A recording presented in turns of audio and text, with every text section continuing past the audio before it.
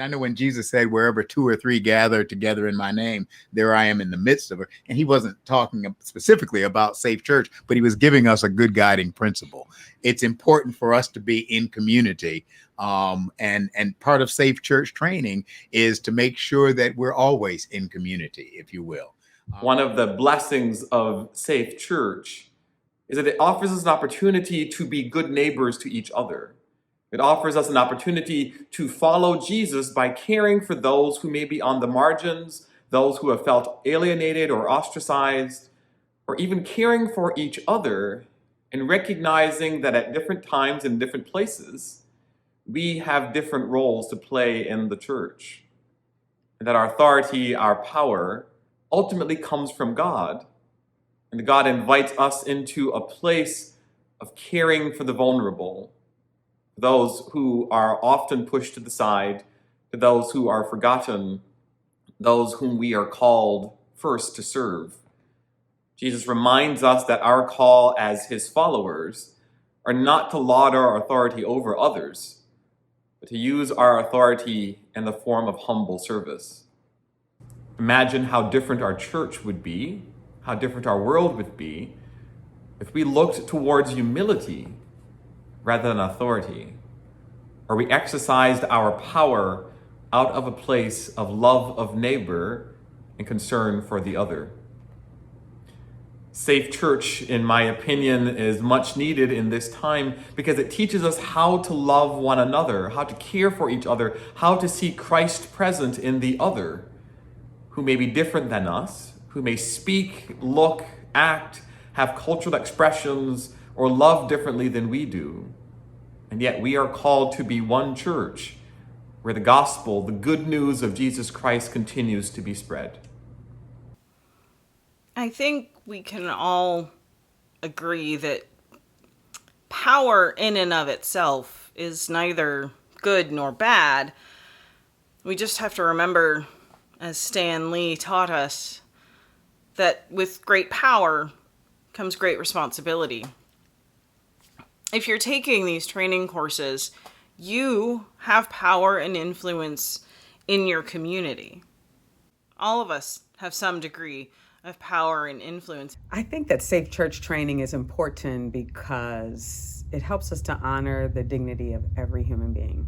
We in the church should push against some of the patterns that happen in our traditional societies and lift up the oppressed, lift up those who have less power or control in systems, and the awareness of protecting all of us, of all of the beloved children, is of the utmost importance. And many folks stray away from church because of hurt and harm that they have suffered. And this is a time that we must stop all of that behavior, and that we all must be prepared to witness, to be aware of, and to call out, and to report inappropriate or abusive behavior. Safe Church isn't just about creating safe, another word, holy places where all are cherished. It's not about just doing that for the church. It's about doing that for the world, for the whole human family. Our church has done a lot of bad things. As individual members of the church, we have done some bad things. And as a church, we've been tied up in empire and power and greed and had bad things happen. And we're part of slavery and doctrine of discovery and Indian boarding schools and all of these atrocities. And I think we need Safe Church so that we are called back into right relationship, because so often we fall out of right relationship. And in Lakota, we have this word, wo Lakota, which means the state when all things are in right relationship. When we are in right relationship with ourselves, when we are in right relationship with each other, with creation, right? And when we're in right relationship with the Creator. And so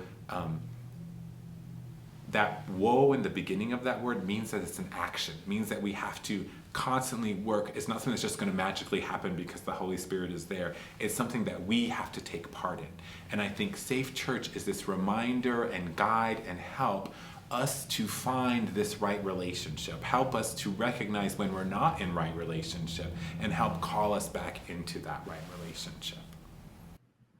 Participating in ministry and in the work of creating a safe place and a safe space and a holy space for all the people of God to dwell is to answer that call and that invitation to follow Jesus and to do more than fishing as we used to, but to help to create a world, a church, a context in which human life becomes livable, in which God's dream becomes our reality, and in which, as the old slaves used to say, there's plenty good room for all of God's children.